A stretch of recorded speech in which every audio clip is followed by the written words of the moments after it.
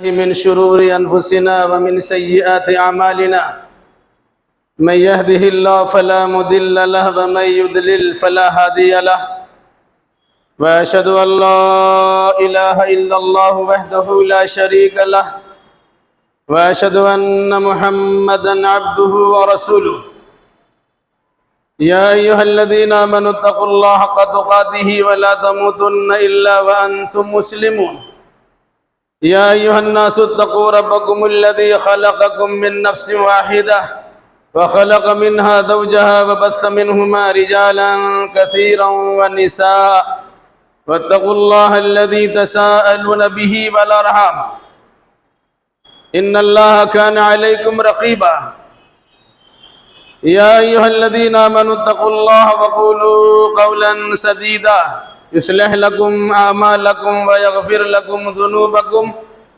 ومن يطع الله ورسوله فقد فاز فوزا عظيما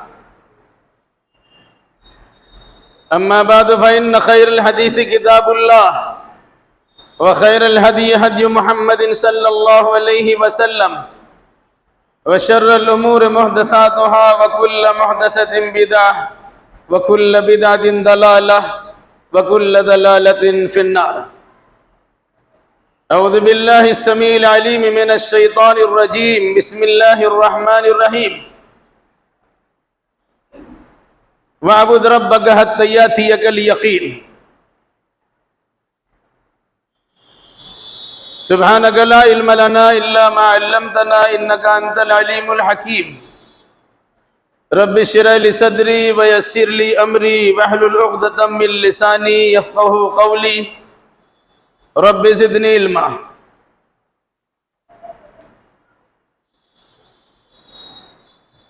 ساری تعریف لائق و سزاوار ہے ساری چیزوں کے خالق و مالک اللہ رب ذوالجلال والاکرام کے لیے، اور درود و سلام نازل ہو جملہ انبیاء کرام علیہم السلام پر، خصوصاً امام الانبیاء محبوب کبریا شافع روز جزا احمد مصطفیٰ محمد مصطفیٰ صلی اللہ علیہ وسلم پر۔ اللہم صلی علی محمد وعلی آل محمد كما صليت على إبراهيم وعلى آل إبراهيم إنك حميد مجيد. اللهم بارك على محمد وعلى آل محمد كما باركت على إبراهيم وعلى آل إبراهيم إنك حميد مجيد. بزرگوں، نوجوان ساتھیوں اور عزیز بچوں،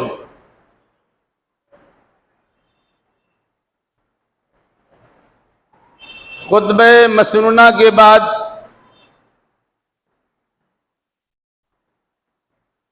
سورہ نحل کی ایک آیت کریمہ کی تلاوت کی گئی ہے۔ انشاءاللہ الرحمن اسی آیت کریمہ کی روشنی میں چند باتیں آپ کے سامنے رکھی جائیں گی۔ اللہ ہمیں صحیح کہنے، صحیح سننے، صحیح سمجھنے اور صحیح باتوں پر عمل کرنے کی توفیق مرحمت فرمائے، آمین۔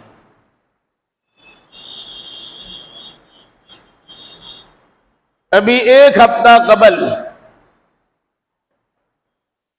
سال کے 12 مہینوں میں سے سب سے اہم مہینہ ماہ رمضان المبارک گزرا ہے، جس کی بے انتہا فضیلتیں آپ نے سنی ہوں گی اور اپنی اپنی بساط و وسعت کے مطابق اس مہینے سے فیضیابی بھی حاصل کی ہوگی۔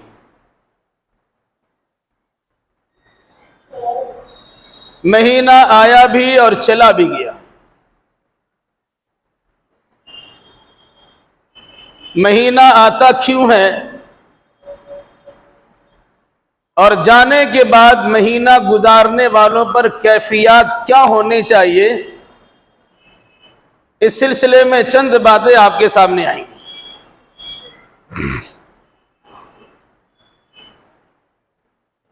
ماہ رمضان سے متعلق کم سے کم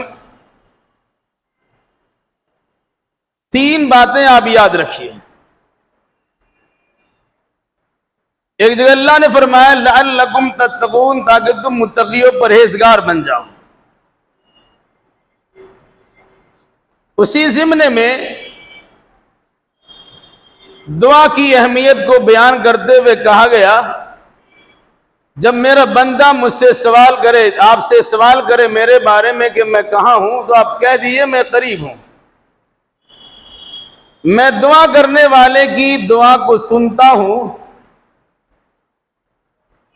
بس ایسے ہی انسان پر لازم و ضروری ہے کہ وہ میری بات مانے، مجھ پر ایمان لائے، تاکہ وہ راہ راست پا جائے، لعلہم یرشدون۔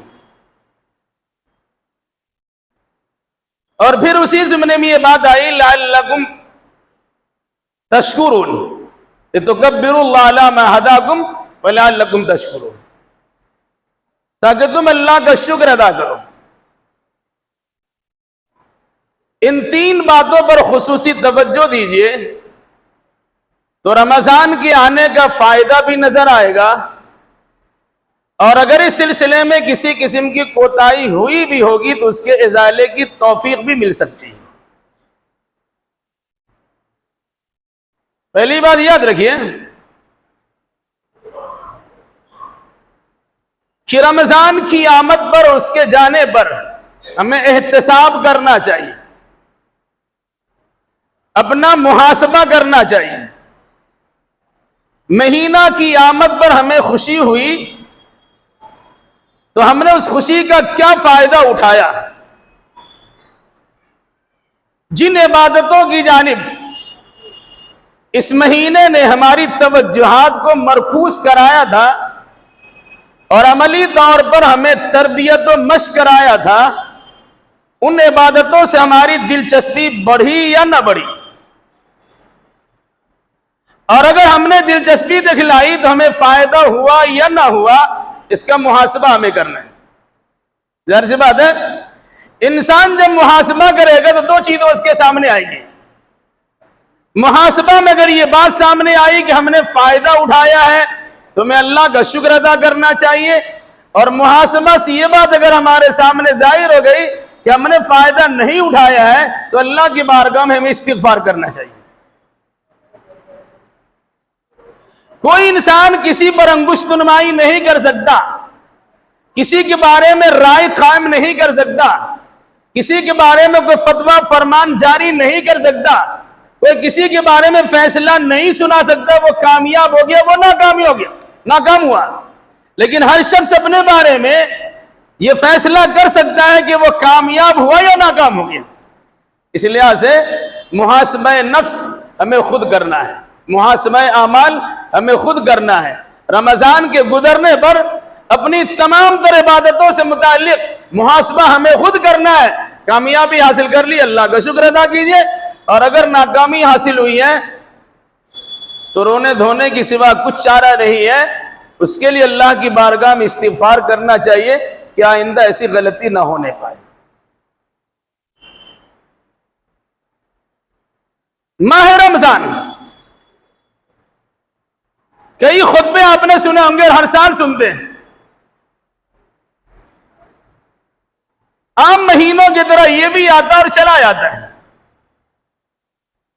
لیکن تعجب کی بات یہ ہے مسلمانوں پر، ایک چاند کے ظاہر ہونے پر مسلمان مسجد میں دوڑ پڑتا ہے، اور دوسرے چاند کے نکل جانے پر مسلمان مسجد سے بھاگ کھڑا ہوتا ہے۔ کیسے؟ رمضان کا چاند نظر آیا، اس کی رویت کی شہادت و خبر ملی، آپ نے رمضان کا استقبال کیا، تراویح کی نماز سے گویا رمضان کی شروعات کر دی، پورے رمضان آپ نے عبادت و بندگی میں صرف کر دیا۔ کچھ لوگ ایسے بد نصیب رہے ہوں گے جنہیں مسجد سے دلچسپی نہ ہوئی ہوگی، ورنہ اکثر و بیشتر لوگوں کا حال یہ ہوتا ہے کہ رمضان آ رہا ہے، با دل ناخواستہ یا خوش دلی کے ساتھ، کون ہو و کرہن ہو، کسی بھی صورت میں انسان مسجد آتا ہے، کوئی اللہ تبارک و تعالیٰ کے ڈر سے آتا ہے، کوئی سماج اور معاشرہ کے خوف سے آتا ہے۔ رمضان آیا، مسجد میں بھیڑ لگ گئی، مشاہدہ معائنہ آپ نے کیا ہوگا، جس طرح جمعہ میں بھیڑ ہے تو فجر کی نماز بھی اس کا معائنہ آپ نے کیا ہوگا۔ لیکن وہی رمضان ختم ہوا، شوال کا چاند نظر آیا یا اس کی شہادت و خبر مل گئی، شدر بے مہار کی طرح، بغیر نکیل کے اونٹنے کی طرح انسان بھاگتا ہے، ایسا بھاگتا ہے کہ معلوم پڑتا ہے کہ مسجد میں وہی بے رفتار بے ڈھنگی جو پہلے دیے سو اب بھی ہیں۔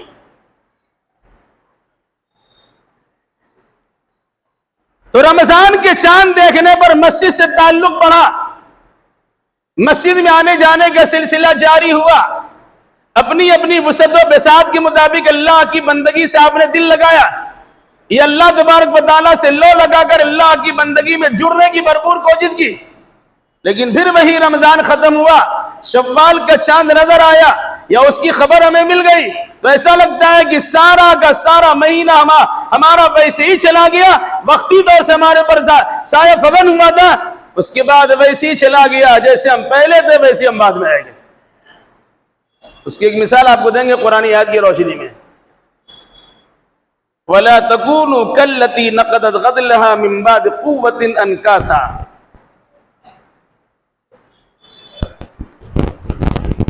اس عورت کی طرح نہ ہو جانا جنہوں نے بڑی محنت و مشقت سے سوت کاتا، دھاگا تیار کیا، اور پھر اس کے بعد اپنے ہاتھ سے اسے بوٹی بوٹی یا ٹکڑا ٹکڑا کر کے پھینک دیا۔ دھاگا بننے میں یا دھاگا تیار کرنے میں، سوتا تیار کرنے میں، چرخہ کاٹنے میں ابھی کے نوجوانوں کو کچھ پتا نہیں چلتا ہے، لیکن شروع دور میں آپ نے دیکھا ہوگا، جو بزرگ جانتے ہیں کہ کس طرح روئی سے دھاگا بنایا تو سوتا تیار کیا تھا، کس طرح تانے بانے تیار ہوتے تب یہ کپڑا آپ کا تیار ہوتا ہے۔ اگر کوئی انسان سوتا تیار کرتا ہے، دھاگا تیار کرتا ہے، اون کو کاٹ کر یا روئی کو کاٹ کر تیار کرتا ہے دھاگا، پھر اس کے بعد کاٹ دیتا ہے، اس عمر میں بطور خاص جب کوئی انسان بڑھاپے کو پہنچ جائے، اب طاقت و توانائی نہیں، کمزوری ہی کمزوری ہے، اب اس کے بعد وہ صلاحیت بھی نہیں ہوگی کہ دوبارہ تیار کر سکے۔ اس انسان کی حماقت و بیوقوفی پر انسان کو رونا بھی آتا ہے اور ہنسنا بھی آتا ہے، کیسے آدمی ہے یہ؟ اگر اس چیز کو دیکھیں گے آپ، ایک مہینہ آپ نے مجاہدہ کیا، ایک مہینہ اپنے سنت کی پابندی کی، ایک مہینہ اپنے اوقات کا احترام کیا، ایک مہینہ اپنے حلال و حرام کی تمیز کی، ایک مہینہ اپنے ہمدردی، غم گساری، مساوات کا بہترین نمونہ پیش کیا، ایک مہینہ اپنے نفس پہ کنٹرول رکھا، ایک مہینہ اپنے فاقہ مستی کی زندگی گزاری، ایک مہینہ اپنے اللہ کے بندگی میں اللہ تبارک و تعالیٰ سے لو لگاتے ہوئے رات دن ایک کر دیا۔ لیکن جب مہینہ ختم ہو گیا اور چاند نظر آیا، جس رات میں چاند نظر آتا ہے اس رات کا منظر مسلم محلوں میں دیکھیے گا تو پتہ چلے گا یا پتہ چلا ہوگا کہ پورے مہینے کا کچھ اثر آپ کے ذہن و دماغ پر اور آپ کے سماج معاشرے پر نہیں ہے۔ مثال وہی ہو گئی، آپ نے سوتا تیار کیا اور پھر اسے کاٹ چھانٹ کے برابر کر دیا، یعنی اپنی ساری محنتوں پر پانی پھیر دیا اور فائدہ کچھ نہیں ہوا۔ دوسری چیز، مسلمان سے اگر یہ پوچھا جائے اب رحمان کا بندہ ہے یا رمضان کا، تھوڑی تکلیف ہو سکتی ہے، معاف کیجیے گا،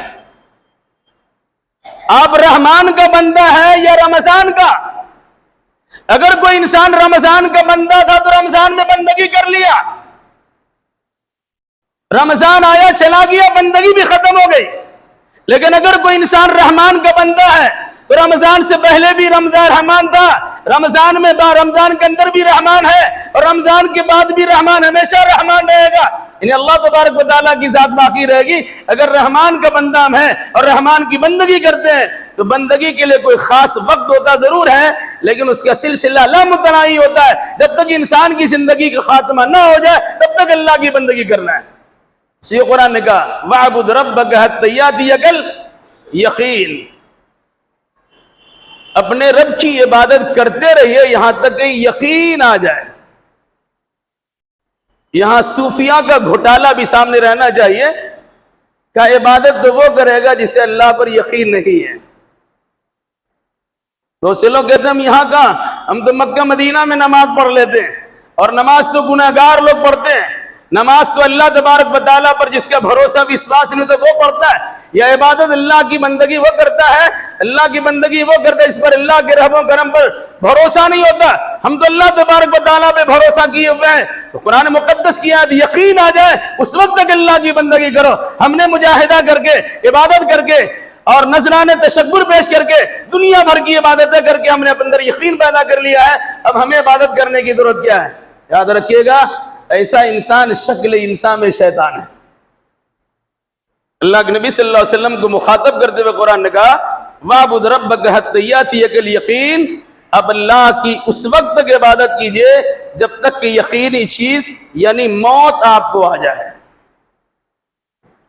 اخیر وقت تک آپ کو اللہ کی بندگی کرنی ہے، اور اس کا عملی نمونہ اللہ کے نبی صلی اللہ علیہ وسلم نے پیش کیا ہے. اخیر وقت تک آپ نے عبادت کی ہے، چھوٹی بڑی ساری عبادتیں آپ نے کی ہیں، یہاں تک کہ سب سے بڑی عبادت نماز ہے. آپ صحابہ کے کندھوں پر ہاتھ رکھ کر پاؤں کھسیٹتے ہوئے مسجد پہنچے ہیں اور آپ نے نماز ادا کی. اندازہ لگا لیے. تو عبادت اللہ کی اس وقت کیجئے جب تک آپ کو یقین آ جائے. مراد یقینی چیز موت آ جائے، مرتے وقت تک آپ کو اللہ کی بندگی کرنی ہے.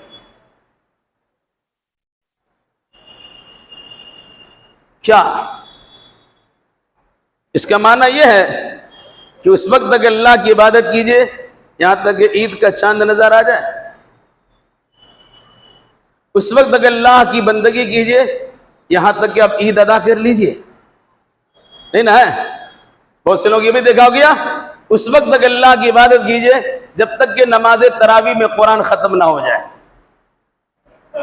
آپ نے یہ بھی دیکھا ہوگا جب تک تراویح باقی رہتی ہے، مصلی کی تعداد بڑی رہتی ہے، تراویح ختم ہوتی ہے، شہروں میں دیکھا جاتا 5 دن میں 10 دن میں 15 دن میں ختم کر لیا گیا، اور ختم کرنے کے بعد کیا ہے، مسجد خالی ہو گئی. فرض عبادت کے مقابلے میں نفل اور سنت پر اتنا زور دیا جاتا لیکن فرض کی اہمیت نہیں ہوتی ہے. میرے بھائیو یاد رکھنا ہے. تو آپ سے کہا گیا اب اللہ کی عبادت اس وقت تک کیجئے جب تک آپ کو یقینی چیز یعنی موت نہ آ جائے، مرتے دم تک اللہ کی بندگی کیجئے. ایک بات اور بھی یاد رکھیے، ہر انسان کہتا ہے اور صحیح کہتا ہے قرآن کی آیت کی روشنی میں، انسان کی تخلیق کا مقصد کیا ہے؟ سب پڑھے گا قرآن مقدس کی آیت وَمَا خَلَقْتُ الْجِنَّ وَالْإِنسَ إِلَّا لِيَعْبُدُونَ. میں نے جنات اور انسان کو صرف اپنی عبادت، یہ میری عبادت کے لیے پیدا کیا ہے. یہ عام انسانوں سے متعلق ہے، معاف کیجئے گا، یہ عام انسانوں سے متعلق، عام جنات سے متعلق ہے. عام انسانوں جنات کی تخلیق اس لیے ہوئی ہے کہ وہ اللہ تبارک و تعالیٰ کی بندگی کرے، لیکن مسلمانوں کی تخلیق کس لیے ہوئی ہے؟ عام انسانوں کے مقابلے میں آپ کا درجہ بڑھا ہوا ہے، آپ کا مقام منصب بڑھا ہوا ہے، آپ کی شخصیت اونچی ہے، آپ کی رفعت شان کا تذکرہ قرآن نے کیا. کیا کہا؟ کنتم خیر امت اخرجت للناس تأمرون بالمعروف وتنہون عن المنکر وتؤمنون باللہ. عام انسانوں کی پیدائش اللہ کی بندگی کے لیے ہے، مسلمانوں کی پیدائش بندگی کروانے کے لیے ہے. کیسے؟ اب بہترین امت ہے، آپ کو اسی لیے پیدا کیا گیا، اخرجت للناس، آپ لوگوں کے لیے پیدا کیے گئے. لوگوں کے لیے کیوں پیدا کیا گیا؟ تأمرون بالمعروف وتنہون عن المنکر وتؤمنون باللہ. اللہ پر ایمان رکھنے کے ساتھ ساتھ لوگوں کو بھلی باتوں کا اور بھلے کاموں کا حکم دیں گے اور لوگوں کو بری باتوں سے اور برے کام سے منع کریں گے. تو مسلمانوں کی تخلیق کا مقصد لوگوں کی فلاح بہبودی کے لیے کام کرنا، اور عام انسانوں کی تخلیق کا مقصد اللہ تبارک و تعالیٰ کی بندگی اور عبادت بجا لانا. اسی کو قرآن اس طرح بیان کیا ہے وَكَذَلِكَ جَعَلْنَاكُمْ أُمَّةً وَسَطًا لِتَكُونُوا شُهَدَاءَ عَلَى النَّاسِ وَيَكُونَ الرَّسُولُ عَلَيْكُمْ شَهِيدًا. بہت بڑا مقام اللہ نے بیان کیا ہے. آپ کو امت وسط بنایا ہے درمیانی امت بنائی، بہترین امت بنائی. کیوں؟ لتکونوا شہداء علی الناس، تاکہ اللہ کے لیے دنیا کے سارے انسانوں پر گواہ بن جائیے. کیسی گواہی؟ اللہ کی وحدانیت کی گواہی ہے، رسول کی رسالت کی گواہی ہے، قرآن کی حقانیت کی گواہی ہے، اور مذہب اسلام کے سچا ہونے کی گواہی ہے. پوری دنیا میں یہ گواہی پہنچنی چاہیے. اس کے لیے آپ کو بہتر امت قرار دیا گیا. گریبان جھانکیے، آپ کس مقام منصب کے لائق ہے فیصلہ کر سکتے. تو رمضان آیا گیا، عبادت کا گڑ سکھلا گیا، بندگی کا طریقہ بدلا گیا، اللہ کی قربت خاص حاصل کرنے کے ذرائع دکھلا دیے، بلکہ عملی طور سے اس کا مشق کرایا، تربیت اور ٹریننگ کرا دیا. اب اس کے بعد اگر ہمارا اس کے مطابق عمل نہیں ہوتا ہے تو ہماری کوتاہی ہے. اس کوتاہی پر اشک ندامت بہانا چاہیے اور اللہ تبارک و تعالیٰ سے گری وزاری کر کے اپنی کوتاہیوں کی معافی تلافی کرا لینی چاہیے. اور اگر اللہ تبارک و تعالیٰ نے توفیق دی، اللہ کی بندگی بجا لانے کا موقع دیا تھا اور اپنے قبول کر لیا، تو اللہ تبارک و تعالیٰ کا خصوصی شکریہ ادا کیجیے. کیسے؟ یہ پیغام آپ کے سامنے رمضان لایا تھا. تھوڑی سی توجہ سے یہ بات سمجھی جا سکتی ہے، اور سمجھنا آسان بھی اور سمجھایا بھی جا سکتا ہے. ہر آدمی جانتا ہے سحری کھانا سنت ہے، فرض نہیں ہے. بغیر سحری کے آپ کا روزہ ہو جاتا ہے. جان بوجھ کے سحری نہیں کھائیے گا، سنت کی ادائیگی کی مخالفت کرتے ہوئے اس کا گناہ آپ کو ہو سکتا ہے. کچھ نہیں کریں گے، سنت کی خلاف ورزی ہی ہم کریں گے، سنت ادا نہیں کریں گے، انکار کریں گے تو گناہ ہوگا، لیکن آپ کا روزہ ہو جائے گا، کیونکہ روزہ کے لیے سحری ضروری نہیں ہے. آپ نے کبھی غور کیا ہے؟ اس سنت کی ادائیگی کے لیے آپ نے نرم گرم بستر کو چھوڑا ہے. دوا کھا کر آپ کو نیند آتی ہے، آپ نے اس نیند کو قربان کیا ایک سنت کی ادائیگی کے لیے. ایک گلاس پانی پی لیں گے، 2-3 کھجور کھا لیں گے، دودھ پی لیں گے، شربت پی لیں گے، سبے کھا لیں گے، کچھ بھی تھوڑا سا کھا لیں گے، کھانے کا من نہیں پھر بھی اٹھیں گے اور اللہ کے نبی صلی اللہ علیہ وسلم کی سنت کی ادائیگی کریں گے. یہی نا ہے؟ تو سنت کی ادائیگی کے لیے نرم گرم بستر آپ نے چھوڑا ہے، اور سنت کی ادائیگی کے لیے آپ نے نیند جیسی عظیم چیز کو قربان کیا ہے. گویا رمضان نے سنت کی ادائیگی کا درس دیا ہے. اور آگے بڑھ جائیے. جگہ جگہ پر اس قسم کا اعلان ہوتا ہے جو صحیح نہیں ہے. بھائی آدھا گھنٹہ باقی ہے، 10 منٹ باقی ہے، 5 منٹ باقی ہے، 2 منٹ باقی ہے سحری ختم ہونے میں. اس طرح کی حرکتیں کسی بھی صورت میں مناسب نہیں ہے. اللہ کے نبی صلی اللہ علیہ وسلم کے زمانے میں سحری کی اذان ہوتی تھی، وہ اذان دلوائی کافی ہے. اس طرح سب کو ڈسٹرب کرنے اور دخل اندازی اور خلل اندازی کرنے کی یاد نہیں ہے. کیوں ایسا کراتے ہیں؟ آپ کو وقت کا پابند بنایا جاتا ہے. 1:02 پہ آپ کی سحری کا وقت ختم ہو رہا ہے. اب انتظار کرتے ہیں اس کے بعد ہم نہیں کھائیں گے، اس سے پہلے کھا لیتے. جانتے کیا سکھلایا گیا؟ اس کے ذریعے سے آپ کو وقت کی پابندی کا گڑ سکھلایا گیا کہ ایک انسان سال نہیں، مہینہ نہیں، ہفتہ نہیں، دن اور رات نہیں، گھنٹہ نہیں، بلکہ منٹ اور سیکنڈ کے بھی اعتبار کرتا ہے. اور جو قوم وقت کی پابندی کرتی ہے اسے ترقی سے کوئی روک نہیں سکتی. یہ عملی طور سے رمضان میں مشق کرایا گیا کہ آپ وقت کا پابند رہیے. 1:02 پہ سحری آپ کی ختم ہوتی ہے، ختم کیجیے. وہی آپ کو یہ درس بھی رمضان نے دکھلایا اور سکھلایا ہے کہ قانون ساز اللہ ہے اور قانون کو نافذ کرنے والا بھی اللہ ہی ہے. وہی مسئلہ بتاتا ہے اور اسی کے مسئلے بتانے کی صورت میں مبلغین اسلام اور داعین اسلام آپ کو رہنمائی کرتا ہے. کیا یہ حلال ہے اور یہ حرام ہے. آپ نے رمضان کے مہینے میں عملی طور سے مشق کیا ہے کیا کہ سحری سے پہلے یہ چیزیں حلال تھی، افطاری کے بعد یہ چیزیں حلال ہو جائیں گی. سحری کے ختم سے لے کر افطاری کے دوران یہ بیچ کے جو 12, 13, 14 گھنٹے ہیں، ان گھنٹوں میں حلال چیز بھی آپ کے لیے حرام تھی اور آپ نے اس کا عملی مشاہدہ بھی کیا، اس کا نمونہ آپ نے پیش کیا. بھائی کھانا حلال نہیں کھائیں گے، پانی پینا حلال نہیں کھائیں گے، نہیں پیئیں گے، اور دیگر ضروریاتی زندگی جن پر پابندی اسلام نے لگائی ہے اور رمضان کی آمد پر لگائے گی، وہ ساری چیزیں آپ کے سامنے جو حلال تھی لیکن وقتی طور سے آپ نے حلال ماننے سے انکار کر دیا. کیوں؟ کہ اللہ اس کے رسول نے کہا آپ نہیں کھا سکتے، کھانا تمہارے لیے حرام ہو جائے گا. تو جو حرام ہے اسے حرام تو سمجھتے ہی ہیں، لیکن جو حلال تھی جو چیزیں اسے بھی دن میں آپ کے لیے حرام کر دیا گیا، آپ نے اسے حرام مانا تھا کہ نہیں مانا تھا؟ آپ نے حرام مانا ہے. اس کا مطلب کیا ہوا؟ جب رمضان کے مہینے میں 12-14 گھنٹے تک کے لیے اللہ کے حلال کردہ چیز کو اللہ اس کے رسول کے فرمان کے مطابق حرام تصور کر لیتے ہیں، تو دنیا میں جو چیزیں حرام ہیں وہ زندگی کے تمام تر شعبہ جات میں جب حرام ہیں انہیں حرام سمجھ کر اس سے اجتناب کرنا چاہیے. کرنا آپ کے لیے آسان ہو سکتا ہے. بیڑی ہو، سگریٹ ہو، گل ہو، براکو اور اس قسم کی دیگر چیزیں آدمی کو طلب لگی رہتی ہے. رمضان کے دن میں اس کے استعمال پر پابندی لگتی ہے، نہیں کرتے ہیں نا. جب 14 گھنٹہ نہیں کر سکتے ہیں تو 24 گھنٹہ نہیں کرنے میں کیا پریشانی ہے؟ یہ سوچنا ہوگا یہ چیزیں حرام ہیں تو حرام ہے، جبکہ حلال کو حرام آپ نے کر لیا تو حرام کو حرام سمجھنے میں دقت و پریشانی تو نہیں آنی چاہیے. گویا رمضان نے یہ مشق کرایا آپ سے کہ حلال کو بھی حرام کر دیا گیا، حرام مانو. اللہ نے حرام کیا، رسول اللہ نے حرام کیا، آپ کے سامنے اس کی حرمت کی بدعت کی گئی، آپ نے تسلیم کر لیا. اس کا مطلب کیا ہے؟ جو حرام اسے حرام رہنے دیجئے، جو حلال اسے حلال رہنے دیجئے.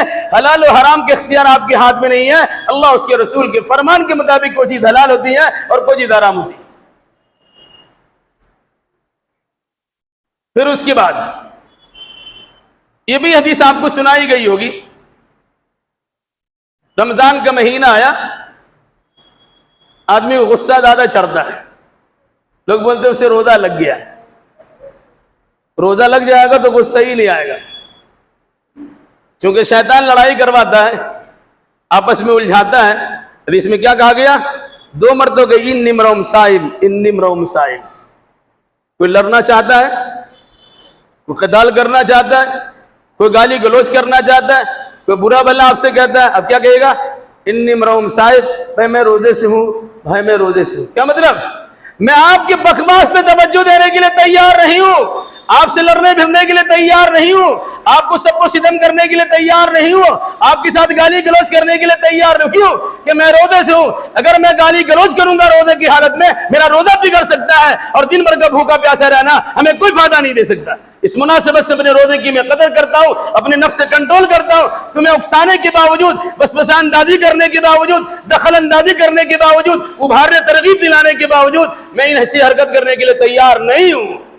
آپ نے اس کا عملی جامہ پہنایا ہے، اس کا مشق کیا کہ میں غصے نہیں کروں گا، میں لڑائی دنگا فساد گالی گلوچ نہیں کروں گا، کہ میں روزے سے ہوں. یہ سکھلایا گیا آپ کو. رمضان 1 مہینے تربیت کرائی گئی تاکہ 11 مہینے اس کے اثرات باقی رہیں.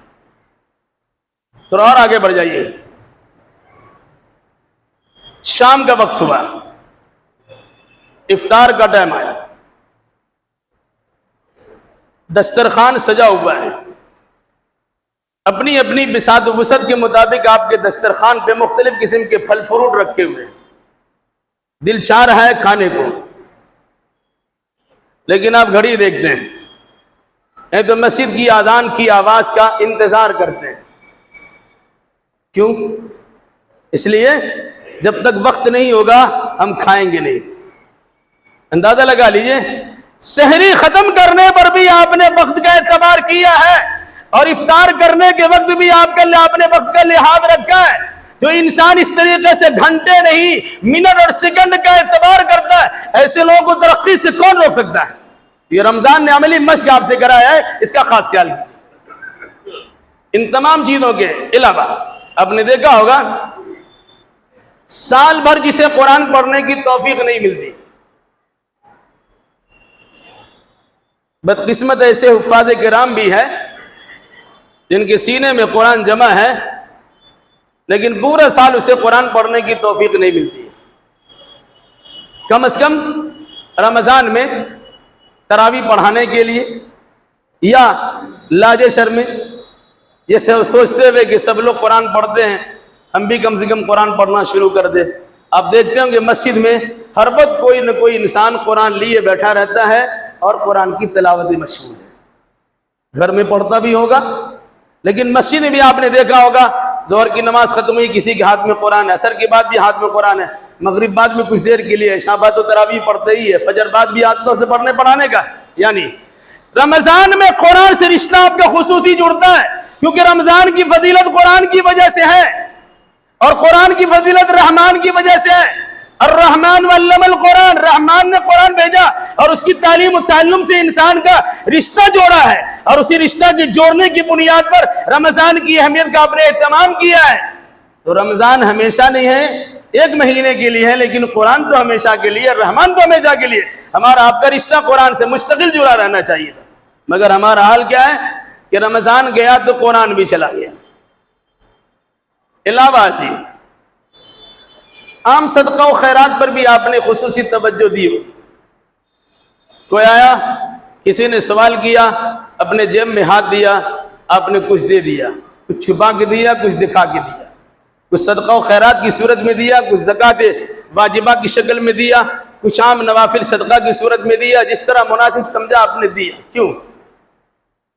یہ سوچتے ہوئے کہ اللہ کے نبی صلی اللہ علیہ وسلم رمضان کے مہینے میں کالریح المرسلہ، تیز اور تند ہوا کی جھونکوں کی طرح صدقہ و خیرات کرتے تھے، ہم بھی تو کچھ کر لیا کریں۔ اب نے بھی کیا الحمدللہ۔ یہ تربیت کرائے گا کہ رمضان کے بعد بھی مغلولۃ الی عنقک، آپ کے ہاتھ آپ کی گردنوں سے بندھے نہیں رہنے چاہیے۔ اگر کسی سائن نے آپ سے سوال کر دیا، آپ کے رشتہ داروں کی کوئی پریشانی آپ کے سامنے آئی، آپ کا ہاتھ جیب میں جانا چاہیے، وہاں سے کچھ نوٹ نکلنے چاہیے، پیسے نکلنے چاہیے، اور ضرورت مندوں کی ضرورت پوری ہونی چاہیے۔ یہ تربیت کرایا گیا تھا، مشق کرایا گیا تھا رمضان میں، کہ رمضان کے بعد بھی اس کے اثرات دکھنے چاہیے۔ کہاں تک اثرات دکھتے ہیں ہر آدمی اپنا فیصلہ کر سکتا ہے۔ علاوہ اس کی درس آپ کو دیا گیا تھا، کہتے ہیں صبر کا مہینہ ہے، مواسات و غمخواری کا مہینہ ہے، فاقہ مستی کا مہینہ ہے۔ 14 گھنٹے میں آپ کا کتنا برا حال ہوتا ہے، صبح سے لے کے شام تک کچھ کھاتے نہیں ہے، کہتے پیٹ قل هو اللہ احد پڑھ رہا ہوتا ہے۔ بہت سے لوگوں کو بھوک کی شدت کی بنا پر چکر سن آنے لگتا ہے۔ یہ دکھلایا گیا آپ کے پاس اللہ نے وسائل رکھے ہیں، اخیر دن کے اول پہر میں، یعنی رات کے اخیر حصے میں آپ نے کھایا، اور رات کے بالکل شروعاتی حصے میں پھر آپ کھا رہے ہیں۔ صرف 14 گھنٹے کے روزے کی حالت میں آپ کا یہ حال ہے۔ جو ہفتہ ہفتہ بھوکا رہتے ہیں، جنہوں نے پیٹ پر پتھر باندھ کر دین کی تبلیغ و اشاعت کی ہے، کھانے کو کچھ نہیں، پینے کو کچھ نہیں ہے، دقت و پریشانی کا سامنا کرنے کے باوجود دین پر کسی قسم کا آنچ نہیں آنے دیا ہے، ان صحابہ کرام کو سلام کیجئے، اور ان صحابہ کرام کے اقدار کا سلام کیجئے، ان صحابہ کرام کے نقش قدم پر چلنے کی کوشش کیجئے، جن کی محنتوں اور مجاہدہ کے نتیجے میں دین آپ تک پہنچا ہے، جنہوں نے پیٹ پر پتھر باندھ کر جنگ خندق میں خندق کی کھودائی کی ہے۔ اور اللہ کے نبی صلی اللہ علیہ وسلم کے سامنے جب بعض صحابہ نے اپنے پیٹ پر سے کپڑا ہٹایا، یا رسول اللہ میرے پیٹ پر ایک پتھر لگا ہوا ہے، بھوک کی شدت کو برداشت کرنے کی طاقت و توانائی نہیں ہے، آپ نے اپنے اوپر سے کپڑا ہٹایا، 2 پتھر آپ کے اوپر لگے ہوئے تھے، کس دن کے لیے تھا بھائی؟ میں علماء کرام سے خصوصی گزارش کرتا ہوں، حفاظ کرام کی خصوصی گزارش کرتا ہوں، دین کے سربراہوں سے خصوصی گزارش کرتا ہوں، آپ چونکہ سربراہ مملکت ہی نہیں ہے، آپ دین کے ذمہ دار ہیں، اللہ تبارک و تعالیٰ نے آپ کو چنا ہے، اور مسلک اہل حدیث کی ترویج و اشاعت کے لیے اور خالص کتاب و سنت کو فروغ دینے کے لیے آپ کو چنا ہے، آپ کی ذمہ داری بڑی ہوئی ہے۔ اگر آپ نہیں کرتے تو اللہ تبارک و تعالیٰ کیا جواب دیں گے، پوچھے جائیں گے۔ ارے بھائیو، رمضان نے یہ مشق آپ سے کرایا ہے، رمضان ایک ماحول بنایا تھا، ایسا ماحول کہ عملی طور سے انسان دیندار بن جائے گا۔ پھر اللہ نے اسباب بھی فراہم کر دیا تھا، جہنم کا دروازہ بند کر دیا، جانا ہی نہیں ہے، جنت کا دروازہ کھول دیا، ادھر ہی جانا ہے، شیطان کو بند کر دیا کہ وسوسہ اندازی کی صورت نہیں ہوگی، لیکن اپنے نفس کے وسوسہ اندازی کا کیا کریں گے؟ فَأَلْهَمَهَا فُجُورَهَا وَتَقْوَاهَا، وہ شیطان قید ہو گیا، لیکن دل والا شیطان من الجنۃ والناس والا شیطان تو آپ کے پاس موجود ہے، وہ تو قید نہیں ہوا ہے۔ اور یہ بات بھی یاد رکھیے گا، اصلی شیطان کبھی قید نہیں ہوتا ہے، رمضان ہو یا غیر رمضان۔ صفدت الشیاطین ومردت الجن، شیطان عام شیطان کے چیلے چپاٹے اور سرکس قسم کے شیاطین بند ہوتے ہیں. جو اصلی شیطان ابلیس ہے اللہ سے قیامت تک کے لیے مہلت مانگی اسے بند کرنے کا سوال ہی پیدا نہیں ہوتا. اور یہی وجہ ہے کہ جنگ بدر کے موقع پر شیطان کو دیکھا گیا میدان بدر میں. اور رمضان کا مہینہ تھا, اگر وہ بند رہتا تو میدان بدر میں کہاں سے دکھائی دیتا. اس مناسبت سے علماء محققین نے بیان کیا اصلی شیطان بند نہیں ہوتا ہے. اب تو شیطان بھی اپنا ٹانگ پھیلائے سو رہا ہوتا ہے اور روتا ہے کہ ہم نے اتنا زیادہ انسان کو شیطان بنایا نہیں تھا, وہ تو ہمارا بھی باپ دادا نکل آیا.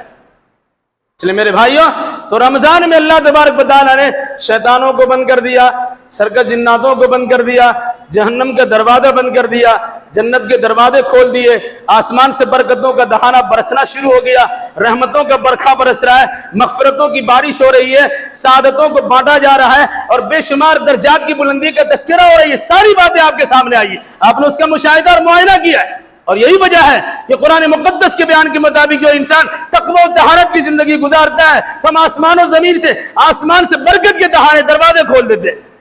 وَلَوْ أَنَّ أَهْلَ الْقُرَىٰ آمَنُوا وَاتَّقَوْا لَفَتَحْنَا عَلَيْهِمْ بَرَكَاتٍ مِّنَ السَّمَاءِ, آسمان سے برکت برسانے شروع کر دیں گے. اور آپ نے دیکھا ہوگا کہ غریب کے دسترخوان پر بھی دو چار قسم کی غذا اور پھل فروٹ ہوتے ہیں. وہ تقوی و طہارت کی علامت ہوتی ہے اور اس کی وجہ سے اللہ تبارک و تعالیٰ کی جانب سے بخشش اور نوازش ہوتی ہے.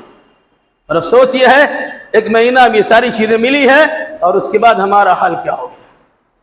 اس لیے میری گزارش, سب سے پہلے آپ محاسبہ کیجیے. رمضان آیا, آپ نے تربیت حاصل کی, آپ ٹرینڈ ہو گئے, تربیت یافتہ ہو گئے, آپ کو مشق کرا گیا, اب مشق کرا ہوا کیا وہ انسان بن گئے. اس مشق کا فائدہ یہ ہونا چاہیے کہ رمضان ختم ہونے کے بعد بھی اس کے اثرات, اس کے برکات, اس کے ثمرات, اس کے فیوض اور اس کی نوازشیں ہمیں ملتی رہنی چاہیے. نتیجہ کار کیا ہوگا, پورے طور سے اگر رمضان کا ماحول نہیں بنے گا, کچھ تو ماحول لینا چاہیے. یہی وجہ ہے کہ رمضان کے مان بعد آپ سے کہا گیا کہ جو انسان رمضان کو روزہ رکھتا ہے سمات و ستہ من شوال, جو انسان پھر شوال کے 6 روزے رکھتا ہے وہ اس نے پوری زندگی روزہ رکھی ہے, پورا سال روزہ رکھا. کیونکہ رمضان کے بعد بھی روزے کا حساب رکھا گیا, 30 روزے 300 دنوں کے لیے, تو 6 روزے 60 دنوں کے لیے, بالکل اسی مقام منصب کے ساتھ رکھا گیا. اندازہ لگا لیجئے گا, فرد روزے کا ثواب جو مل رہا ہے وہی نفل روزے کا ثواب مل رہا ہے شوال کے روزے کا. کیوں رکھا گیا؟ کہ رمضان کے برکات ظاہر ہونے چاہیے, رمضان کے اثرات باقی رہنے چاہیے, رمضان میں کی جانے والی عبادتوں کے ثمرات ہمارے سامنے ظاہر ہونے چاہیے. کہ رمضان تو رکھا ہی ہے, فرد کے طور پہ اب روزہ نہیں رکھتے ہیں لیکن نفل سنت کے طور پہ روزہ رکھیں گے. اسی طریقے سے نماز کے ساتھ آپ کی دلچسپی ہوگی, تلاوت قرآن کے ساتھ آپ کا برتاؤ ہوگا, صدقہ و خیرات کے ساتھ آپ کے تعلقات استوار ہوں گے, دیگر معاملات جو عبادت و بندگی کی شکل میں آپ نے پیش کیا ہے وہ ساری عبادتوں کا نمونہ ہمارے سامنے رمضان کے بعد بھی رہنے چاہیے. یہ سکھلایا ہے رمضان نے. اسکول کا ٹریننگ ہوتا ہے, تربیت ہوتی ہے, کیوں؟ یہ بچے کو صحیح انداز سے پڑھائیں گے اتنے دنوں کے لیے, سال ہر سال کے لیے آپ کو تربیت کرایا جاتا ہے.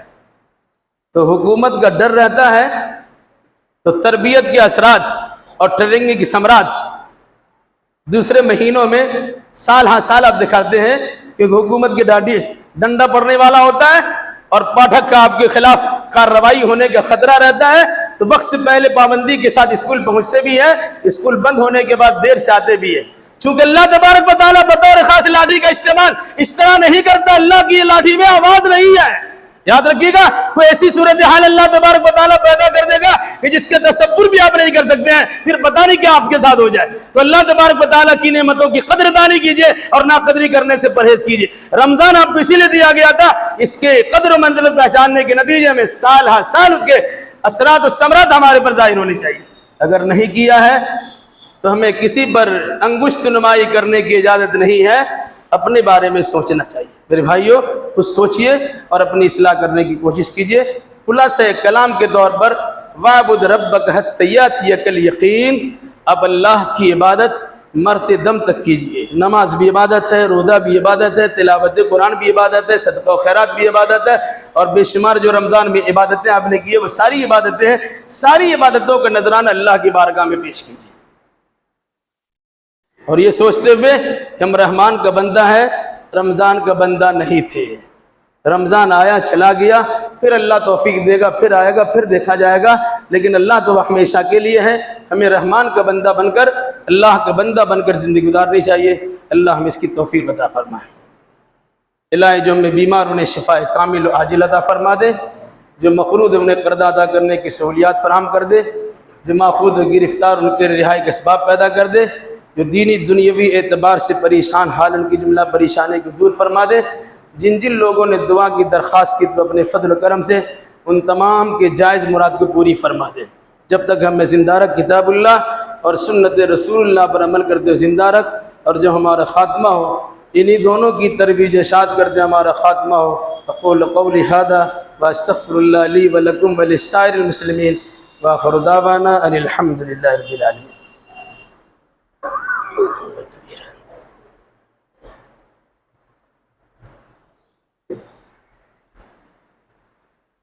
ان الحمد لله نحمده ونستعينه ونستغفره ونعوذ بالله من شرور انفسنا ومن سيئات اعمالنا، من يهدي الله فلا مضل له ومن يضلل فلا هادي له، واشهد ان لا اله الا الله وحده لا شريك له، واشهد ان محمدا عبده ورسوله، اما بعد فان خير الحديث كتاب الله، وخير الهدي هدي محمد صلى الله عليه وسلم، وشر الامور محدثاتها، وكل محدثة بدعة، وكل بدعة ضلالة، وكل ضلالة في النار۔ اللهم صل على محمد وعلى آل محمد كما صليت على إبراهيم وعلى آل إبراهيم إنك حميد مجيد۔ اللهم بارك على محمد وعلى آل محمد كما باركت على إبراهيم وعلى آل إبراهيم إنك حميد مجيد۔ اللهم انصر من نصر دين محمد صلى الله عليه وسلم واجعلنا منهم، وخذل من خذل دین محمد صلی اللہ علیہ وسلم ولا تجعلنا منهم آمین۔ عباد اللہ رحمکم اللہ، ان اللہ یأمر بالعدل والإحسان وإیتاء ذی القربى وینہی عن الفحشاء والمنکر والبغی یعظکم لعلکم تذکرون۔